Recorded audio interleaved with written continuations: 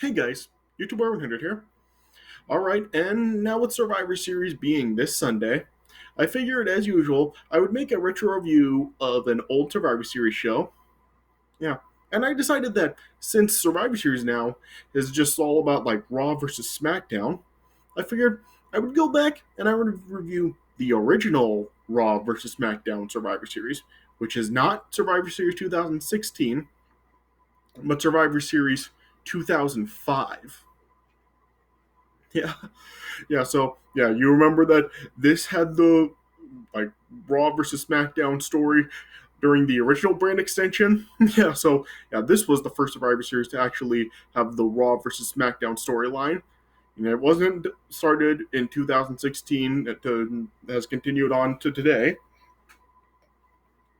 This was when it was done during the original brand extension. Yeah, and yeah, yeah, overall, yeah, this was a pretty solid show. Yeah, of course, I really do think that this was done in a much better style with the Raw versus SmackDown story than how they do it today. Because yeah, for one thing, of course, back during this time, this was during the original brand extension, and this was when people actually did care about that. People don't care about the brand extension today, which is why I really don't know why WWE really decided to bring it back in 2016. Because yeah, it just yeah, people don't even care about it. So yeah, but yeah, this was back when people actually did care about the brand extension. So yeah, that's one of the reasons why I really do think that like this was a much better Raw versus SmackDown storyline than what they do today. Yeah. And for another thing is that while the main story going into the show was really just about a Raw versus SmackDown story, yeah, the show wasn't entirely filled with all the interpromotional matches with Raw versus SmackDown. It's not like what they do now, where just the entire card is just interpromotional matches with like Raw representatives going up against SmackDown representatives, and the whole card. Here, on this show, they didn't just have it be entirely interpromotional matches with Raw versus SmackDown. They actually did have just matches set around the shows, just shows normal storylines that were going on during the time, and they did have just matches for just simply matches for Raw and matches for SmackDown. So yeah, so that's one of the reasons I really do think that this is done in a much better way with the Raw vs SmackDown story than how it is today. Because today, when they do these, when they have Survivor Series, how they always have it be just entirely about Raw versus SmackDown, and the entire show is just filled with interpromotional matches. It really just makes all the storylines that are going on both shows really just put on hold until after Survivor Series, and just everything leading up to Survivor Series is just entirely about Raw versus SmackDown. So yeah, so I really do think that's really the problem with what they're doing now with Survivor Series, with it being entirely Raw versus SmackDown, is they're not really just advancing any of their storylines that are going on each show. They have to be put on hold because they are having all this stuff with having superstars on each show qualify for their shows, teams for the Survivor Series matches, and just yeah, the representatives for the other matches and stuff. So yeah, so I really do feel that that's really the problem with what they're doing with Survivor Series today. Here, on the other hand, they did, like I said, they still did have matches for each show. Oh, on this event, and it really does still continue on with the storylines that are going on for each show. Oh, so yeah. So I really do feel that this is how this whole Raw versus SmackDown story at Survivor Series really should be done. They can still have the matches with the Survivor Series elimination match is with the Team Raw versus Team SmackDown match, and yeah, maybe have a couple other interpromotional matches around there, but still at least gives some time to some matches that will at least further storylines that are going on for each show. Yeah, and at least they did do that here. Yeah, so that's one of the reasons why I really do feel that this really is done in a much better way with the Raw vs SmackDown story. So yeah, so I really do prefer it being done in this way rather than how they're doing it now. Yeah, yeah. So yeah, but overall, yeah, this was still overall a really solid show. I mean, there really wasn't anything bad on here. Well, I guess I guess I should rephrase that. There was something bad on the show. Well, at least something that wasn't good, but really not anything like really like worth complaining about. Like nothing that's really worth like getting angry over. So yeah, so I guess I should say there really wasn't anything really to get angry about on the show. So yeah, like I said, this was really just like really like mainly set around just the storyline with like Raw versus SmackDown back during this time because yeah, for the last couple of months prior to the show, like there was like the whole rivalry going on between Raw and SmackDown because yeah, like this was like during the time where each shows were getting like shunned by like the other shows like superstars and GMs and stuff and yeah and then like we had like superstars invading both shows, Raw superstars invading SmackDown superstars invading Raw. You had SmackDown coming to like some like a coming to Taboo Tuesday, which was a Raw event to like challenge some Raw superstars for some stuff. So yeah, so you did like have like all this like stuff going on like with like the feuding superstars from Raw and SmackDown, and yeah, it basically like all culminated here at Survivor Series, where like you did have like a few matches where you did have the interpromotional matches where like you had like Raw versus SmackDown, you had like the women's title on the line in an interpromotional match, you had the general managers of both shows in a match, and of course, you had like the big one, the Survivor Series elimination match, where you had Team Raw versus Team SmackDown. So yeah, and this was basically like where this whole Raw versus SmackDown story really did culminate. And I'm really wondering like if this was really influenced by the SmackDown versus Raw games because at the time like there were the SmackDown versus Raw series was like going on. Like you did have like the original SmackDown versus Raw game released the previous year, and then like this year in 2005, you had SmackDown versus Raw 2006 released. And I guess like with the popularity of those two games, I guess like the WWE just figured that they would make a whole SmackDown versus Raw storyline and just have the two brands actually feuding, and they decided to have it culminate here at Survivor Series with the Survivor Series elimination match, basically. So yeah, so so I get the feeling that that might have been like what this whole story was influenced by. Yeah, but yeah, like I said, just yeah, this show overall, yeah, it was good. Yeah, I mean, it really was a solid show. Like I said, like there wasn't really anything really that was worth getting angry about on the show, and yeah, and the show really did like have a really good pace. Like it was a very solid show, and it really didn't disappoint at all from like start to finish. So yeah, the show really did flow very well, and yeah, and I think that it really did like it delivered well enough. So yeah, so I really can't really say that this show really isn't worth checking out. So yeah, if you are like looking to see like a, a Survivor Series back when people actually did care for the brain extension, and like back when that stuff actually mattered. If you really do want to see it, like a whole rivalry between Raw and SmackDown, yeah, this is the Survivor Series to check out, not like the ones that they have now. So yeah, so overall, yeah, this was a pretty good show. All right, so yeah, so let me just talk about the card on the show. All right, so the show opened up with a match revolving around the SmackDown storyline.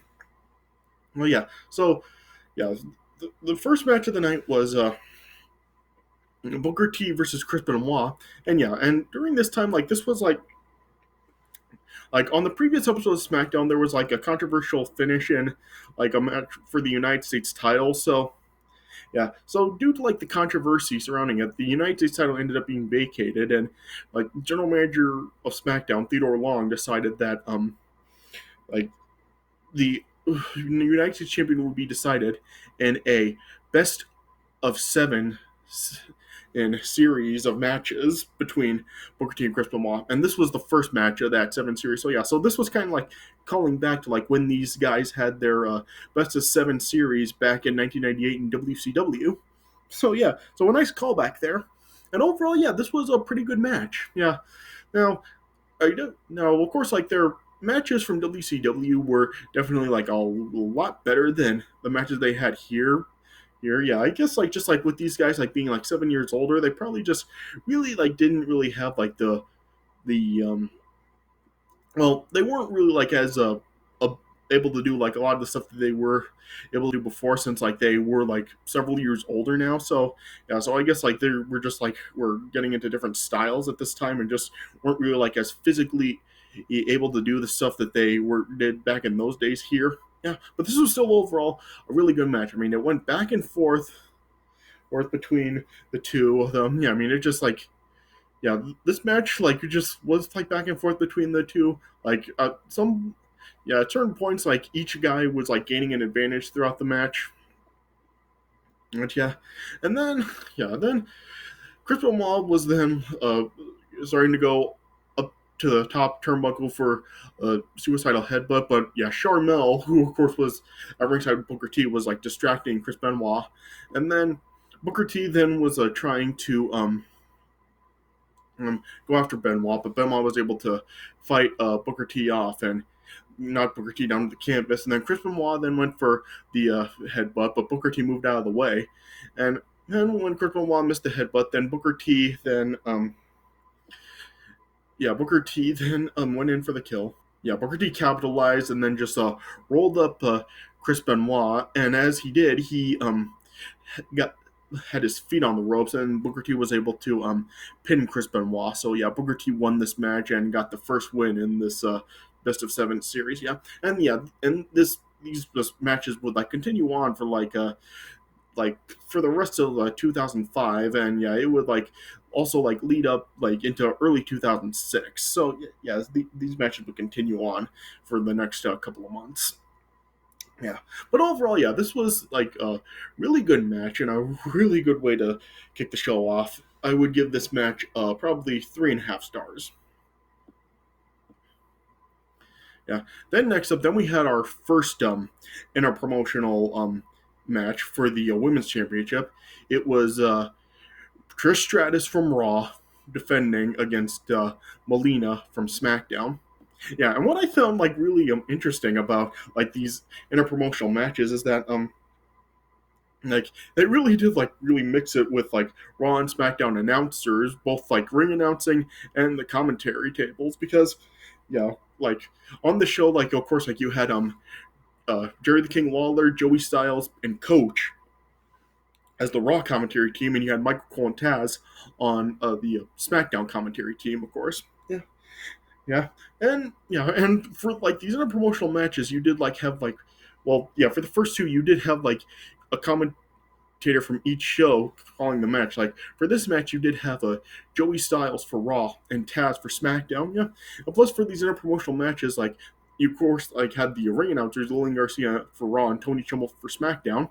You know, like they each like did the ring introductions for their respective superstars. So Lillian Garcia made the introductions for like the Raw superstars, and Tony Schimmel made the introductions for the SmackDown superstars. So it was interesting to like hear like one person like introducing their show's representative, and then the other one and announcing their representative throughout the matches, well, in these interpromotional matches. Yeah, it's just like interesting to really like see like how like Raw versus SmackDown they really wanted to make this. Yeah, yeah.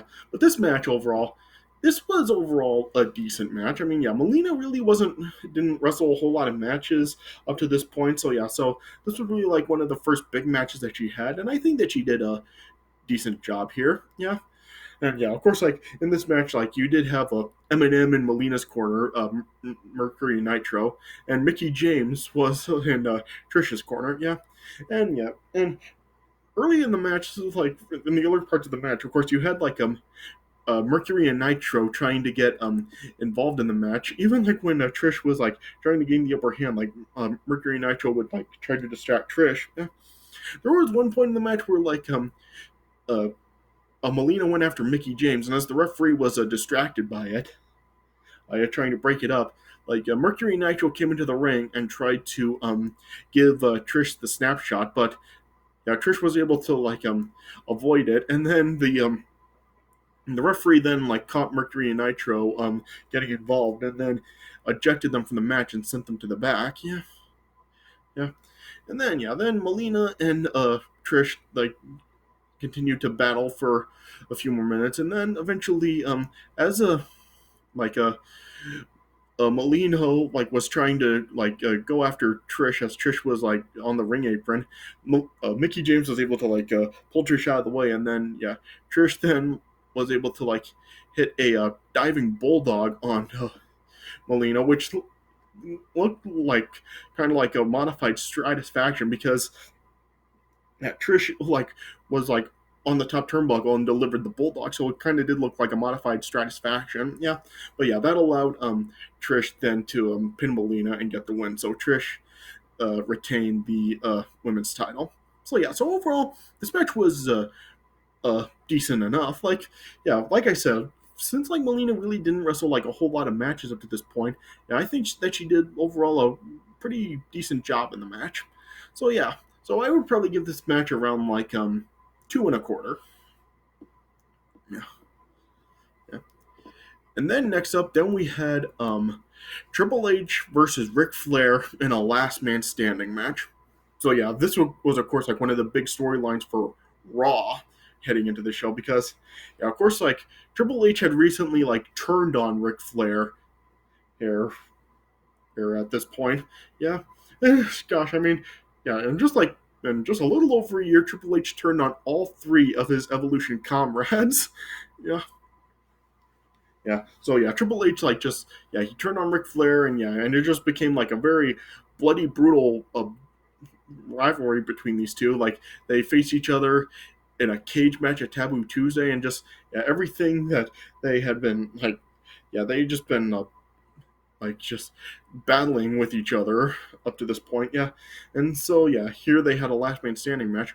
And what I found like really kind of like unusual about this match is that Ric Flair was the Intercontinental Champion at the time, but yet this match wasn't for the Intercontinental title. I just find it really odd that like just like they didn't have this match be for the Intercontinental title, especially since like this is Triple H in the match. I mean, wouldn't you figure that he would like at least like make want this match to be for the Intercontinental title, especially like with the outcome of this match? Wouldn't you figure he he would have like wanted this match to be for the title?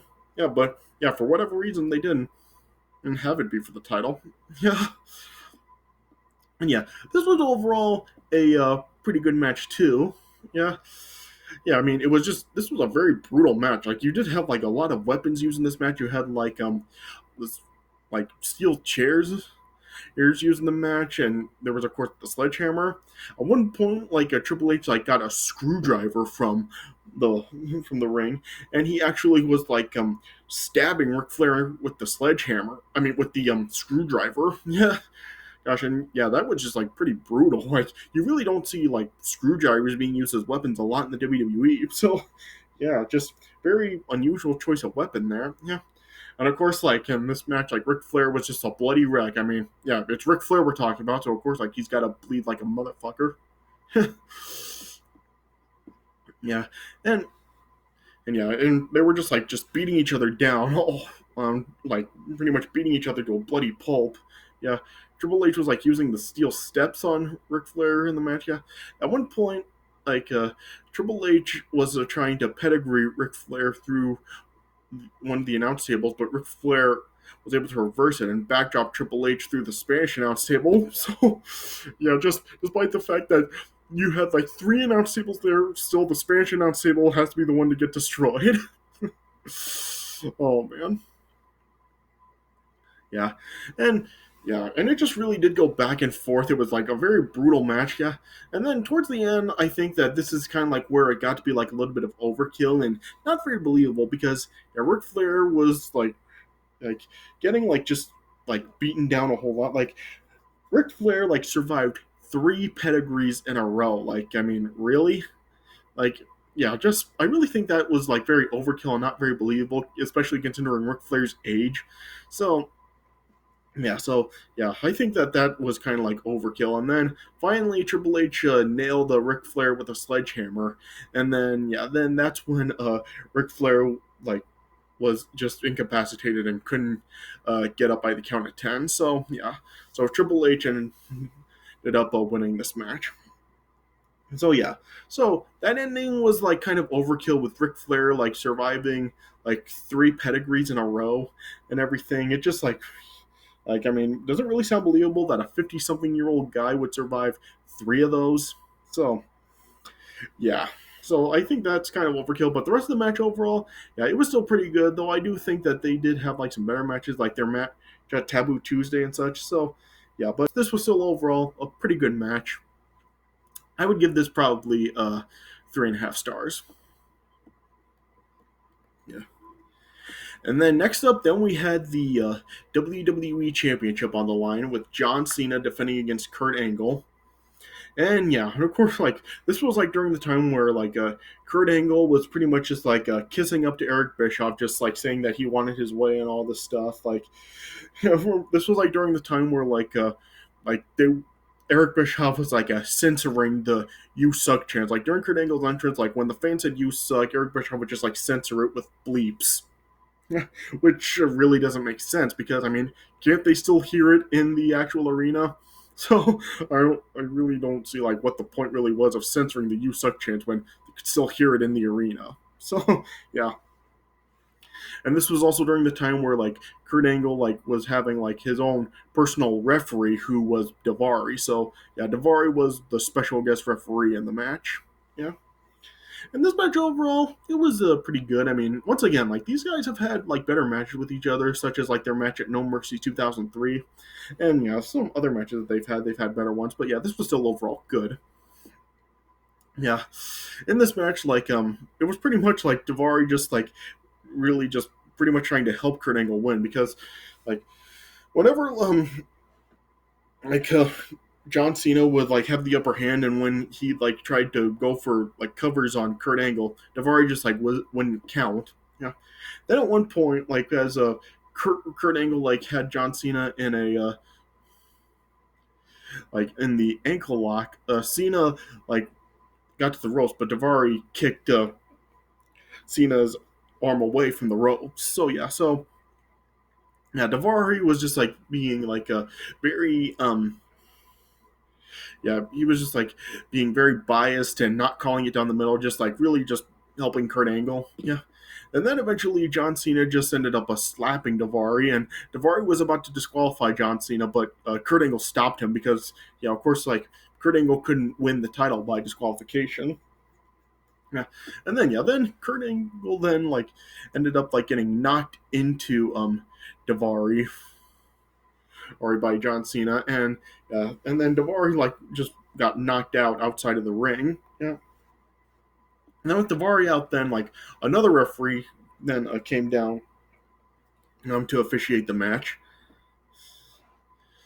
Yeah, and then as Cena was like starting to get the upper hand on Kurt Angle, then Kurt Angle then knocked out that referee. Yeah, and then then when Kurt Angle then like hit a low blow on John Cena, then another referee came down, and then like John Cena was then about to hit the FU on Kurt Angle, but then Kurt Angle then like to like fight out of it, Kurt Angle then just like grabbed the referee, and then was able to counter it, and then Kurt Angle then knocked out that referee. So yeah, so this match just like had a whole bunch of like referee bumps from and a whole bunch of like referees he's coming down to the ring and them getting knocked out. So yeah, it was kind of reminiscent of like matches like The Rock and Stone Cold at WrestleMania 15 and Stone Cold versus Kurt Angle at SummerSlam 2001, where like you had like a million ref bumps in the match and a bunch of referees getting involved in the match, just like coming down and getting knocked out. Yeah. And then Kurt Angle then like tried to get Daivari back in the ring to officiate the match, but then finally and with all the referees from Raw being just knocked out, then finally Charles Robinson, who was a SmackDown referee, then came down to the ring, and then John Cena then just DDT Daivari to take him out, and then as Kurt Angle was just like trying to argue with Charles Robinson that he can't officiate the match since he's from SmackDown, then John Cena then hit an FU on Kurt Angle, and then John Cena got the pin. So yeah, so John Cena won the match and retained the WWE title.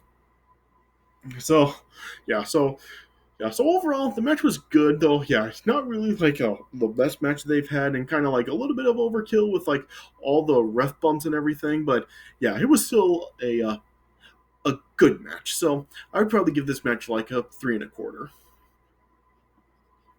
Yeah, and then and after this, oh wait, there was something I forgot to talk about after the Triple H Ric Flair match. Yeah, after the Triple H Ric Flair match, like we had like a little segment where like Edge and Lita like came out, and yeah, this was just like Edge really talking about that like how like his cutting edge show would be premiering on Raw soon, and then yeah, then like Edge then was just like starting to like just degrade Detroit because yeah, this was where the show was. The show was in Detroit, so Edge was just like starting to degrade Detroit, and then yeah, then Edge then like pointed out Dimitri Young, who was played for the Detroit Tigers at the time, was in the front row, and yeah, Edge was just like criticizing Detroit sports teams. Yeah, and then yeah, then he was just like talking about like how the Tigers have never won a championship and all this, but yeah, and then yeah, then Ed, then Dimitri Young then just like replied and just said that like Detroit has won like many sports championships and Edge had never won one. So yeah, so I guess like this segment was just basically just to kind of just like get Edge more heat and just like kind of like build him up some for like when he would cash in the Money in the Bank and win his first WWE title a couple months later at New Year's Revolution. So yeah, so I don't know. I guess that segment it served its purpose. So yeah, all right. But anyway, yeah, continuing. Yeah, and then after the Cena Angle match, then we had the match between the two general managers of Raw and SmackDown. You had Eric Bischoff versus Theodore Long. Yeah. So yeah, and in this match, like you had Coach for Raw and Michael Cole for SmackDown commentating this match. Yeah. So yeah. So this match has gotten a lot of hate. People have been saying like this match was terrible and really just saying it was garbage and hating on it. And a lot of people really do give this match a dud. But I mean, really, just is the match really worth getting that angry over? Like, I mean, what were you really expecting? Were you really expecting like any like legit wrestling match here? I mean, Theodore Long wasn't a wrestler, and Eric Bischoff really was not like a full active wrestler. So yeah, so I mean, what were you really expecting? Like, so well, like, what's the point of even like getting angry about this match and giving it a dud? Like I mean, in were you really expecting anything different than what we got from this match? I mean, it was just basically like the two of them just like toying around with each other for or the match. Yeah, I thought it was kind of like funny how like in this match you had both a Raw and a SmackDown referee officiating the match. Yeah, yeah, yeah. It was basically just like them taunting each other. Like you did have um Palmer Cannon in Theodore Long's corner, and at one point, as he was like on the ring apron, Eric Bischoff like kicked him off, and then that's like the referees were distracted with the Palmer Cannon, and Eric Bischoff used like his karate belt to choke Theodore Long. Yeah. And then at one point, as like Eric Bischoff had Theodore Long in a sleeper hold, Theodore Long like nailed Eric Bischoff with his shoe. Yeah. So yeah, so there was no actual wrestling in the match. It was just kind of like them, just like fighting, fighting for like a few minutes. Like nothing really happened here. Yeah. And then at one point, as Eric Bischoff like had the upper hand, looked like he was gonna win. Then suddenly the Boogeyman's music started playing.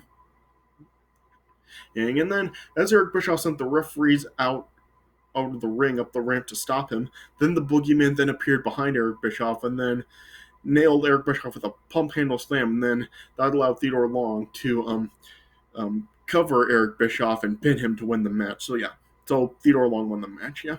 So yeah, a lot of people give this match a dud, but what's the point? Like, is it really worth getting angry over? Like I said, just I mean, in yeah, I mean, were you really expecting anything else to come out of this match? I mean, and plus, I guess like it did make sense to do this, like since it was Raw versus SmackDown, have the general managers face each other. So I'm not going to be rating this because really just there's no point. So I really don't understand like why people really do like get angry over this match. So no rating for that match. All right. And then we got the big match. Then we got the main event, the Survivor Series elimination match with Team Raw versus Team SmackDown. Yeah. On Team Raw, you had the Big Show, Kane, Chris Masters, Carlito, and Shawn Michaels.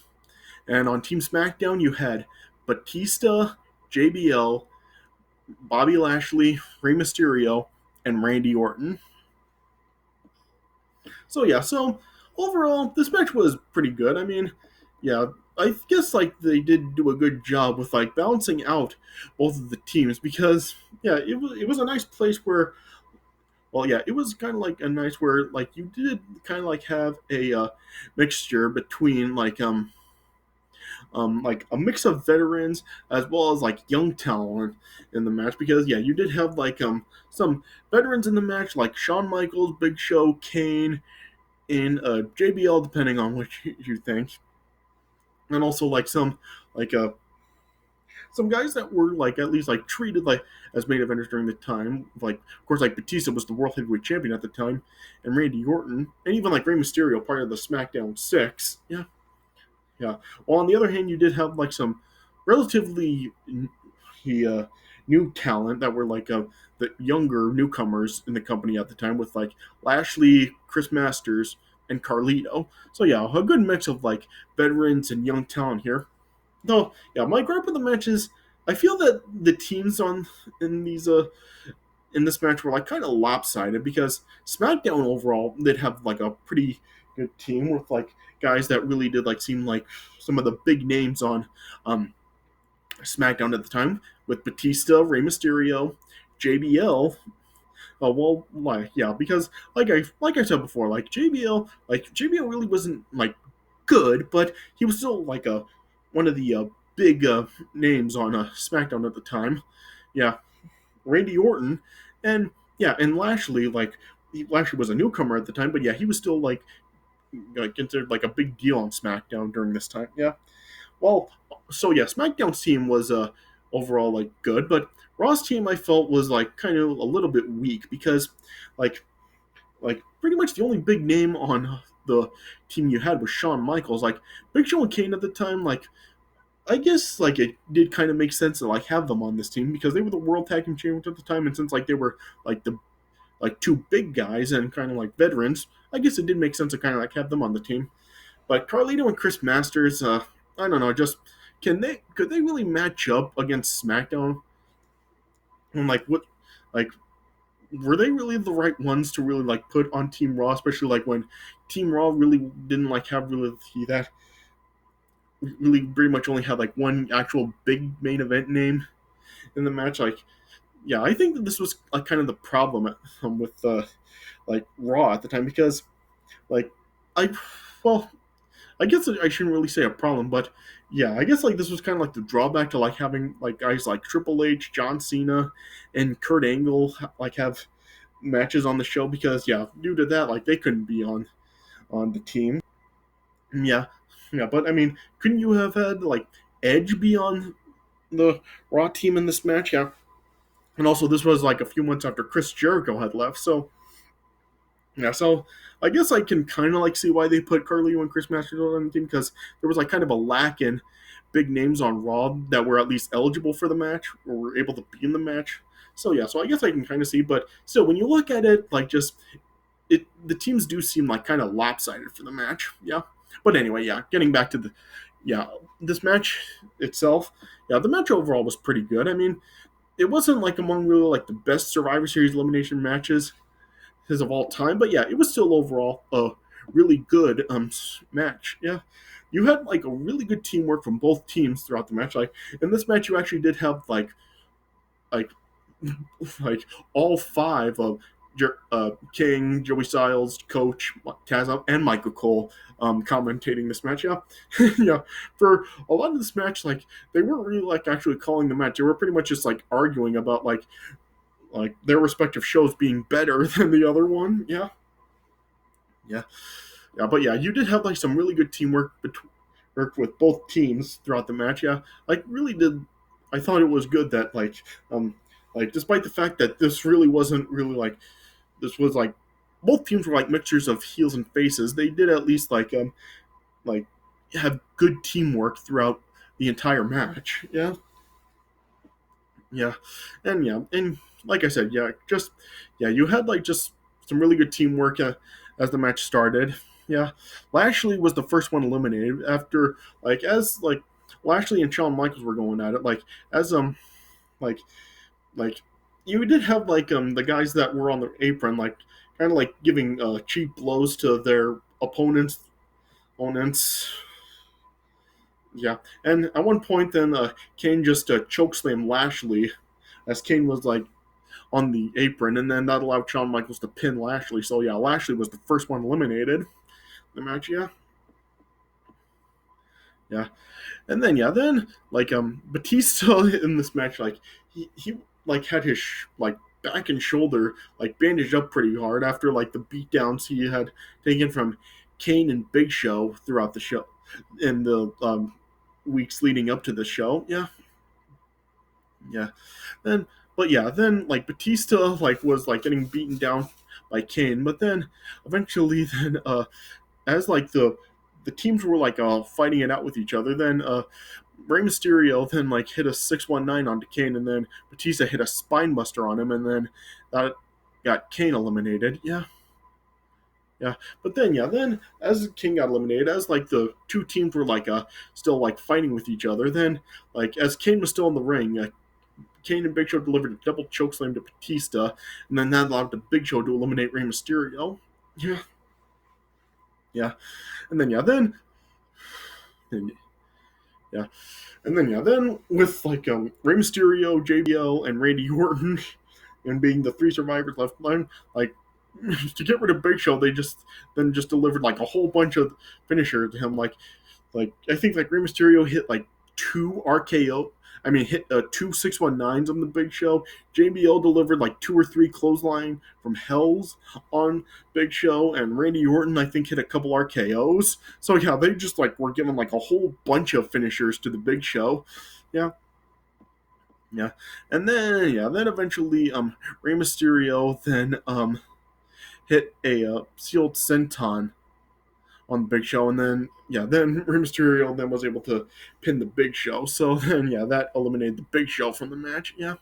Then it came down to a 3-on-3 in the match. Yeah. Then after this, then then just all six guys then were just battling it out with each other. They were just fighting amongst one another.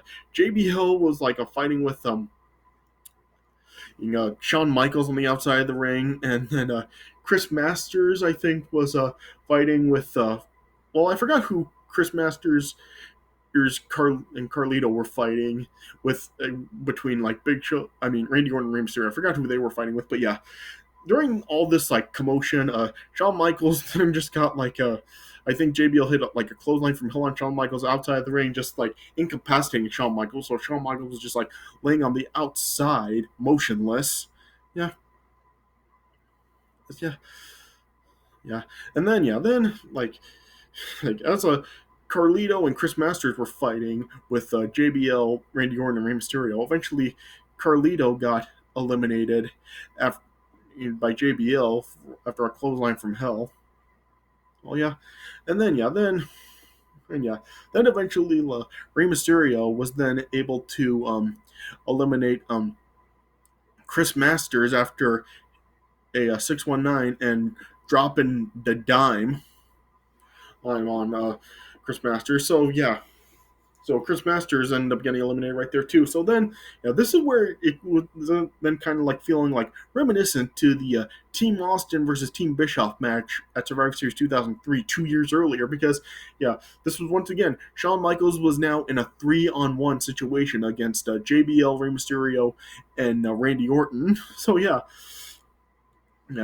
so then with Shawn Michaels in a 3-on-1 situation, of course, like SmackDown had a huge advantage at this point in the match, But then and at one point, as Rey Mysterio then was like gonna go for a 619, went for a 619. Shawn Michaels then, as he was attempting to go like for the West Coast pop, then as Rey Mysterio was just in midair, Shawn Michaels then hit a sweet chin music on Rey Mysterio and eliminated him. So nice moment there, like with the midair sweet chin music. So Rey Mysterio got eliminated, and then like very quickly after that, then Shawn Michaels then eliminated JBL after a sweet chin music. So once again, like another reminiscent of the Team Austin Team Bischoff match from 2003 is that it was now down to once again Shawn Michaels and Randy Orton. And the two of them then Shawn Michaels and Randy Orton were going at it for a few more minutes, and then as a JBL was leaving, then JBL grabbed a chair and was attempting to nail Shawn Michaels with the chair, but Shawn Michaels was able to avoid the chair shot and then hit another sweet chin music on JBL. But then as Shawn Michaels was distracted with that, when Shawn Michaels turned back around, Randy Orton nailed Shawn Michaels with an RKO and pinned him. So Randy Orton, once again, another reminiscent, Randy Orton defeated Shawn Michaels, and Randy Orton was the sole survivor. So Randy Orton was for the third year in a row a sole survivor at Survivor Series, and this gave a Team SmackDown the win. So Team SmackDown was victorious in this match, But then as like the SmackDown superstars then came into the ring to celebrate with Randy Orton, then we had the post-match segment where then we had the return of the Undertaker, where like the gongs hit, and then we saw the Druids coming out and placing a casket upwards in the rampway, and then eventually then the casket was struck by lightning and then set aflame, and then eventually it opened up, revealing the Undertaker. Because the previous month at No Mercy, of course, Randy Orton had burned the casket with the Undertaker inside of it. So this was Undertaker's return from that. And then Randy Orton was able to bail from the ring before Undertaker could get there, and then Undertaker would then just beat down all the SmackDown superstars, and then just stared down Randy Orton in the entranceway. So this really did like continue on with their feud, and it would lead to their Hell in a Cell match the following month at Armageddon. So but the match overall, it was a really good match. I'm not great, not among the best Survivor Series elimination matches, but it was still overall a really good match, and a nice reminiscence of the Stone Cold Bischoff Survivor Series match 2 years earlier. Just not done as well, obviously. So overall, I would give that match probably 3.5 stars. And before I say anything else, just something I want to say about this real quick is that like there are some people that really do say that like with SmackDown like winning that match, it made like SmackDown like it means SmackDown was the better show. Like no, it doesn't. Like just the winner of a match does not determine in which brand is better. So I just really don't like it when people really do like base like the winners of the match on like which show is better. Or like just I really don't like how some people like have that mindset. But that's something I am going to be talking about in my next video. Like I'm going to be like sort of like talking about like a certain subject that kind of does include like people that really do say that kind of stuff. No, but SmackDown's win here doesn't mean that they were better, because at the time Raw was the better show. SmackDown was pretty bad at this time, and SmackDown winning this match doesn't automatically mean that they were the better show at the time. So So overall with the show, I would give it probably a 7 out of 10. Yes, it was a pretty good show overall. I mean, it was pretty much solid from start to finish. Like I said, like there really wasn't anything on the show really worth complaining about. Like I said, the Bischoff long match wasn't good, but yeah, like I said, it's nothing really worth getting angry over because what were people really expecting? So yeah, so well, yeah, like I said, I really do think that this was done like the Raw versus SmackDown story for the Survivor Series was done much better than how it's done now. So yeah, so if you really are looking for like a a, a Survivor Series show with a much better Raw versus SmackDown story, and just really done in a much better way, yeah, I would definitely say check this show out. Like, don't watch like the newer ones for like the Raw versus SmackDown stuff. Watch this one because yeah, this is like the Raw versus SmackDown story of Survivor Series done right. So yeah, so definitely check this one out, not the newer ones. Yeah. All right. So yeah. So I guess that's all I can really say about it. So this is for my review of Survivor Series 2005. So I hope you guys did enjoy this review. So thanks for watching, and I'll see you guys later.